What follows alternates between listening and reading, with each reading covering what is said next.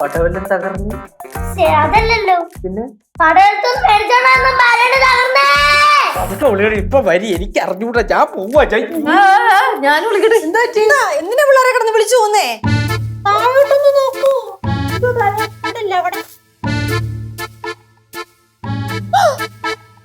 അയ്യോ എന്റെ പാഴൂരപ്പ, എന്റെ ഭരണി. അയ്യോ അയ്യോ കഷ്ടായി പോയല്ലോ അമ്മ. അയ്യോ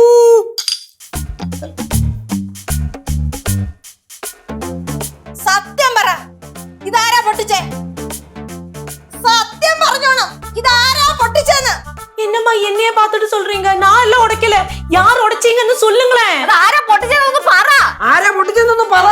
ആരാ പൊട്ടിച്ചെന്ന് പറയാനേ. ഞാൻ ആ റൂമിൽ ഇരുന്നപ്പോഴത്തേക്ക് എന്തോ വീണ് പൊട്ടുന്ന ശബ്ദം കേട്ടായിരുന്നു. അപ്പൊ ഞാൻ വിചാരിച്ച അപ്പുറത്തെ പറമ്പിൽ വല്ലതും ആയിരിക്കും. അവളാ അല്ലെങ്കിൽ ഇപ്പൊ ഇവിടെ പറയേണ്ട കാര്യം തോന്നുന്നു. എന്റെ പൊന്നേട്ടാ, എല്ലാ കാര്യവും